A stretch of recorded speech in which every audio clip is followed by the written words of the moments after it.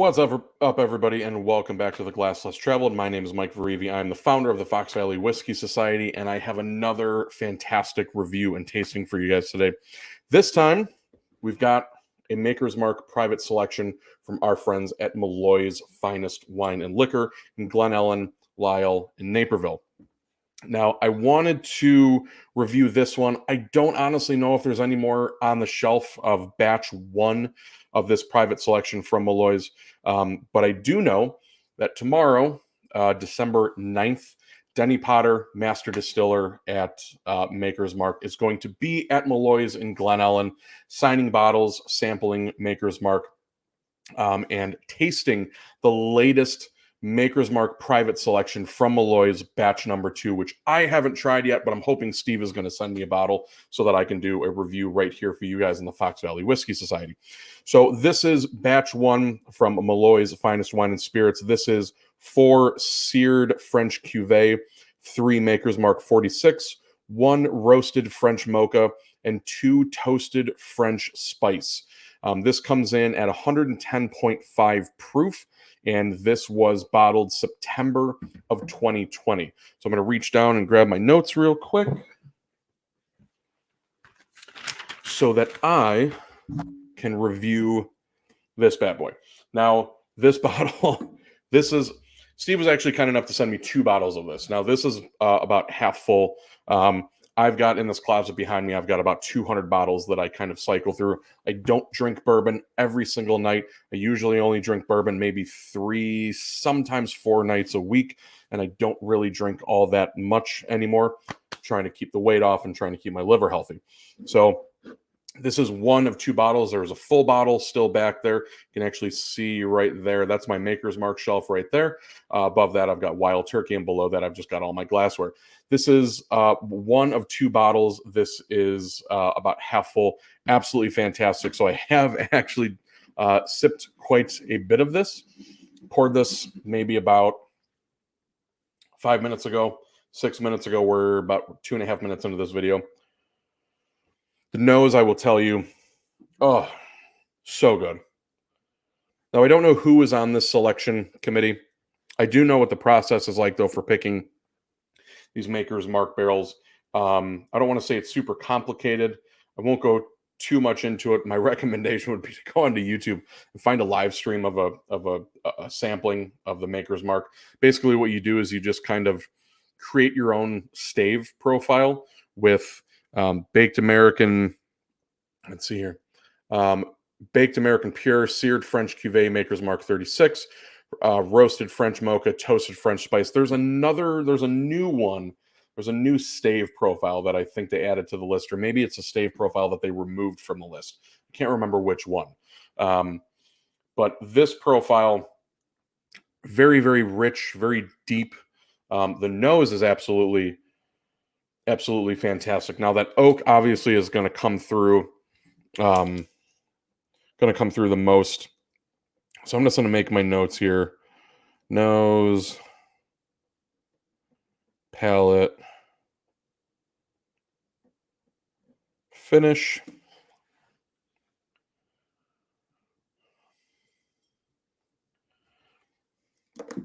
It's a sweet oak.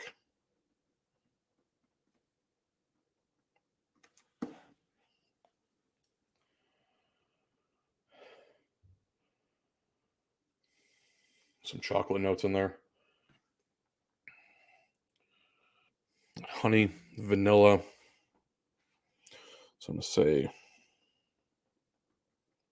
chocolate, honey, and vanilla.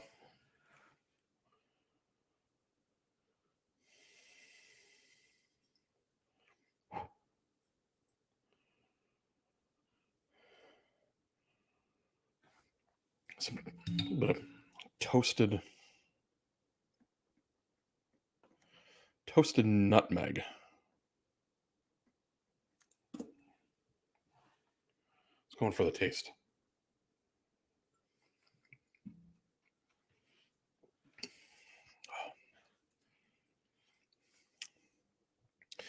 That's sweet oak. comes through. Actually, I got to dive right into the finish because there's a note. Toasted sugar. It's like the crust of a creme brulee. Which I'm going to put. I'm actually going to put creme brulee. I'm going to put creme brulee on the finish. It sweetens up a little bit more in the back. Sweetens up.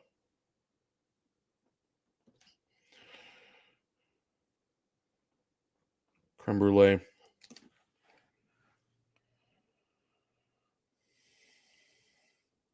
I like to try to pull fruitiness out of bourbon. I like to try to pull some of those orchard fruits, berries, cherry, cola.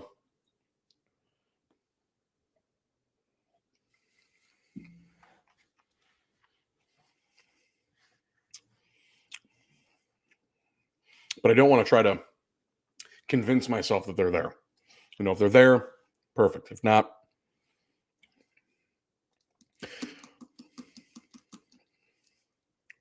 the chocolate comes through on the palate.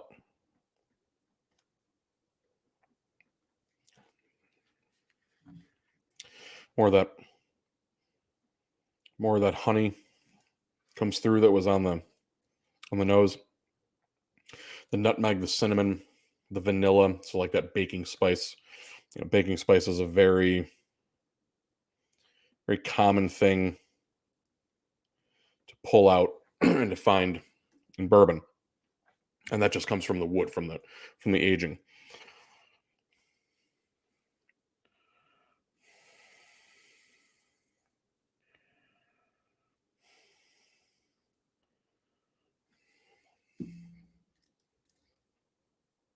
It's sweet.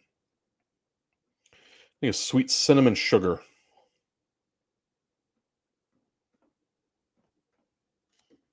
On the nose. Sweet cinnamon sugar on the nose. Like when you wake up, remember when you were a kid, you'd have toast, butter, cinnamon sugar that you'd sprinkle on top of it. Cinnamon Toast Crunch would be similar flavor profile. Oh, there we go. There, that fruit's starting to come out. You got to hit it. So when you nose, you always want to nose with your mouth open. But you want to hit the glass at the bottom, the top, the sides, rotate side to side. My good friend Steven, who helps me run the Fox Valley Whiskey Society, he always likes to joke when we do bottle shares. Put it up to your ear. What do you hear? What do you hear in there? Get some of that fruit. Apple. Not pear, but apple. Sometimes I get orchard fruit. So that's the fruit that you pick from trees, apples, pears.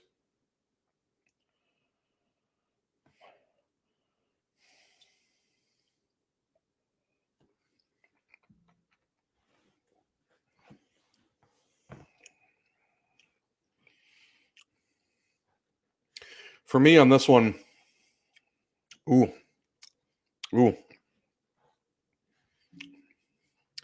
Maybe it's just the season. It's November 7th. Say what you will. A little bit of pumpkin.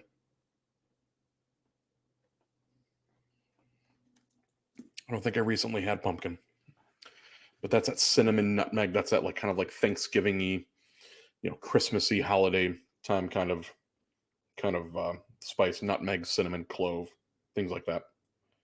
I just call it pumpkin. It just kind of puts everything all into one. I do the same thing with raisin, fig, and tobacco. To me, raisin, fig, and tobacco kind of are all encompassing. They kind of all work together to kind of bring one aroma, one flavor profile. So often when I find raisin, I also kind of drift towards sweet tobacco or fig, like a fig Newton.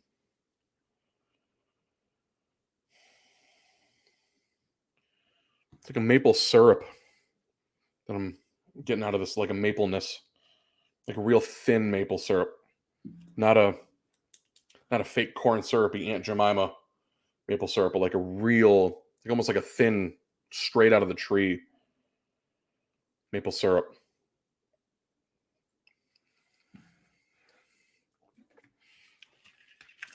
I'm going to rinse out my palate. And the reason I do that is because I want those flavor compounds, the flavor molecules that are still resting on my tongue, on my cheeks, on the roof of my mouth. I want them to kind of dissolve a little bit more, open up new flavors that I might not experience, get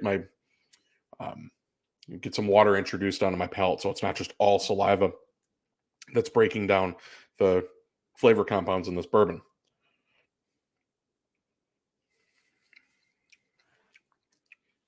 And I'm taking little tiny sips, just enough to coat the tongue. Going to swish around in my mouth a little bit. It's interesting that kind of like pumpkin spice, that clove, cinnamon, nutmeg kind of popped out. Getting a little bit of fruit on the palate. Can't really put my finger exactly on what it is. I want to say orchard fruit. The nose brought out some apple. There's a little bit of plum apricot.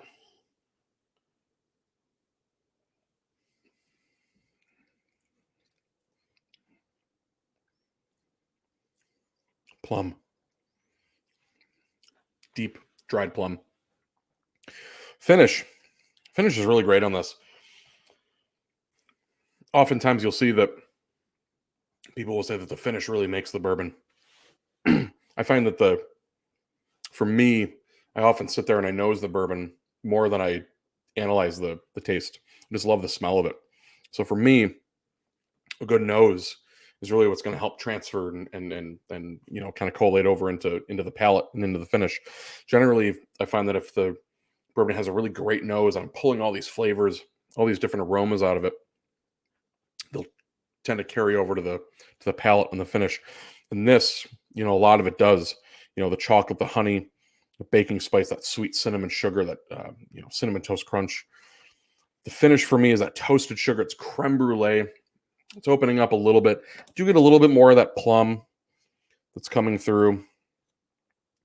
So I'm going to put plum on here, but like a dried plum, prune, I guess is what that would be. Hopefully, I don't think so, but hopefully this bourbon won't have the effect of prunes.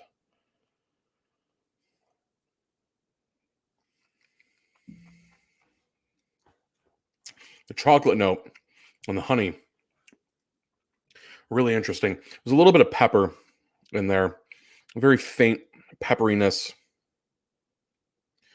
I'm going to say pepper.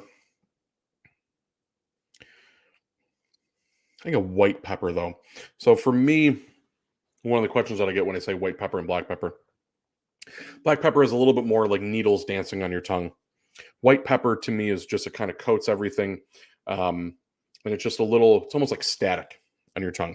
So black pepper is like that, think of like your fingers as needles and they just kind of like, bounce around on your tongue. White pepper is more of like a static. It's just a very light tingle. And it kind of envelops the tongue, envelops the cheeks and the roof of your mouth. I'm going to say white pepper.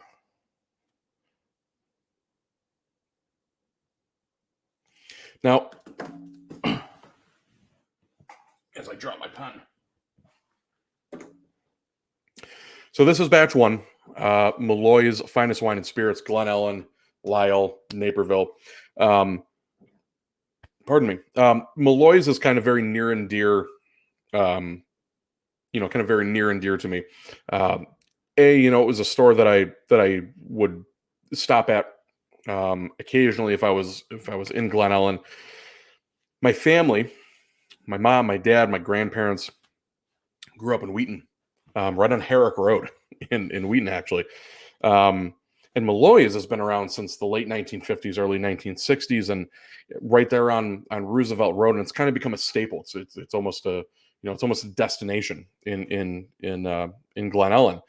And my grandparents, my nanny and my papa, actually, they went to Malloy's quite often. They went there for their Seagrams, their Canadian club. They'd make their Seagram 7 and 7. They'd go there for their, the cocktail onions and all the stuff that, the gin and the vodkas and all the things that they would make cocktails with.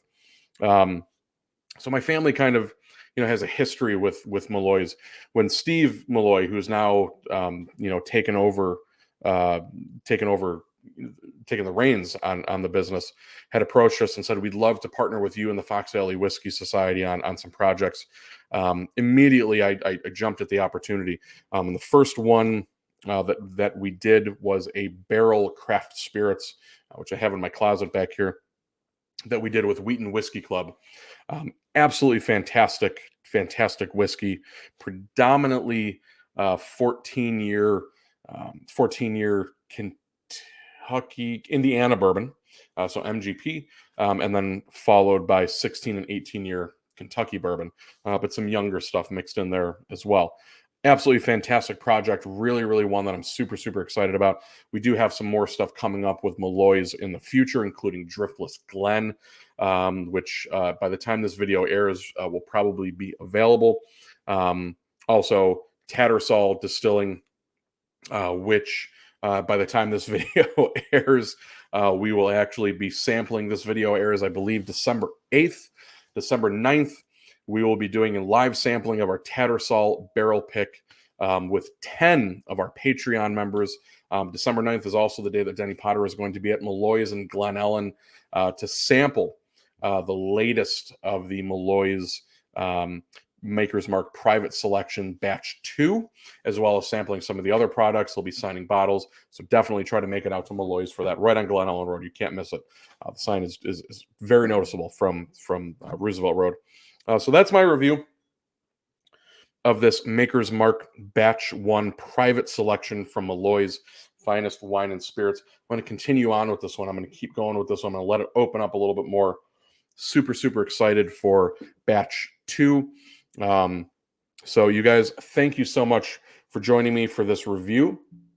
I will have another one up next Wednesday. Cheers.